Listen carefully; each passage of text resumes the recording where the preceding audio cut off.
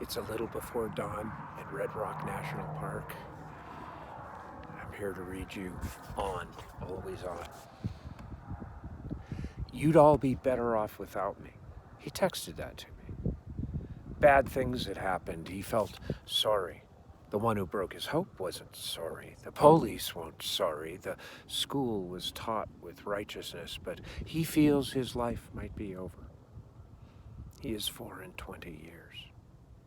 Shall I tell him to buck up? Shall I tell him about the cow and the frisbee and the moon? Shall I tell him about the Marx Brothers? Shall I tell him what it feels like to slide off the road at 60 mph and awaken in the hospital with a tube and a gown as open as Golden Gate Park? Shall I tell him the best thing to do when you bum on peyote is to barf? Shall I tell him that love has a price like a magic egg no one can afford, but we all need the eggs, though a lot of them are spoiled. But in love, you just can't tell by the smell. God save us from a bad metaphor of eggs. Shall I tell him a bad joke to make him smile? Shall I tell him it's okay to frown?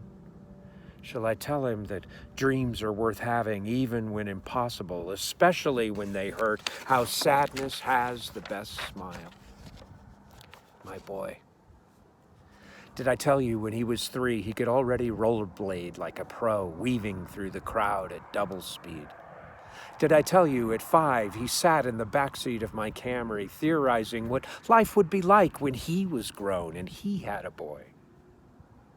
One day, you realize you've inflicted your dreams on your children like a flu, or a history of failure, or a gene for depression. Quote, they fuck you up, your mom and dad. They may not mean to, but they do. They fill you with the faults they had, and a dream of a life can't come true. At first, slowly, the dream takes you over like a lawsuit or a drug habit. Later, you see the dream on commercials with beautiful people getting older, commercials for retirement or Viagra. Only then you see how the dream disappointed you and you disappoint the dream, and the two of you go wrestling, rolling down the hillside. The dream wins, stands, roars. It's Dreamzilla, talking in badly dubbed Japanese. The story of my life as a man in a monster suit, stomping through a black and white movie. The people you love watch distressed as you mouth words in Japanese while the dub says the opposite of what you feel. Dreamzilla kicks over everything. Be warned. Be careful. My God, flee the island. Everyone runs till finally you are alone, with nothing to believe at all, nothing to say, just flashes of anger and traffic, then blankness, loss. At 6, he would read maps from the backseat and give accurate directions where to go. He tested top 1% of college-bound seniors in 7th grade. This is an elegy for someone I've forbidden to die. This is an elegy for a dream. This poem is a remnant of the future that didn't happen, an archive of a past that never passed. This morning I was eating Rice Krispies with big blueberries and saccharin when one of the berries went rogue, split in Halloween pumpkin tooth smile, and attacked.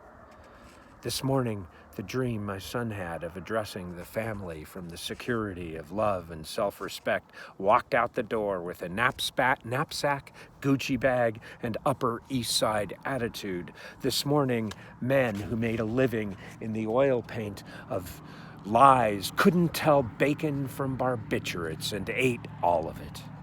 They picked their teeth with the bones of boys who should have known better than to wade in such grease.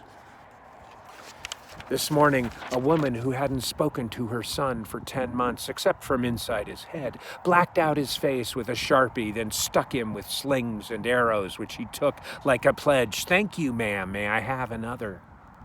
This morning, I heard a good one about a priest and a rabbi and Jean Paul walk into a madhouse, and the priest says to Jean Paul, "That's not funny," who says, "Exactly," while the rabbi mutters, "My God, what God?" Actually, two schizophrenics are marooned on a desert island, and a can of beans washes up on the beach, and one says, "Imagine a can opener," and the other, "Imagine a buffet," and then, "Imagine a Carnival cruise boat," and it goes on like this till he's 30. When, like his mum, he gets worse, more serious trouble from the teeth of blueberries and police and flops. And one day I see him pushing a cart with an old mattress roll by the off-ramp and wish I had more to give him than a 4-leaf clover in the muzzle of a question. The question is, what can we do for people in pain? The question is life always a gift? The question is, where can those without showers bathe? Where shall those without toilets? And this one's a quote. "If I only had just one more $1 billion, I would have run toward the sound of monsters in greens with AR-15s. See, the boy's generation's not at fault. Look at me. My mind is a bickering Congress, a secret central committee that vacillates between repression and anarchy. My heart runs naked, screaming from my sleeve down the avenue where sensible people shake their heads.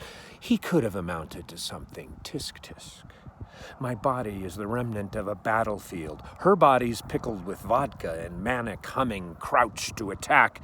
Right now, it seems the future itself is poised for attack. When I fear what will happen, well, here are the pews, here is its steeple. Open the doors. Are those poor creatures on their knees really people? At 30, I stayed a while with parents, stayed out late, immersed of the chaos of the early bubbling of poems. I came home late, slept on the floor, found porch light on, always on. He said we'd all be better off. Not me. I'd give any ghost of me to help him. My parents' porch light is still on my porch. Help him find his place. Meantime, help him come home. Meantime, I fall, lost, broken, a creature of bended knees. Please, oh God,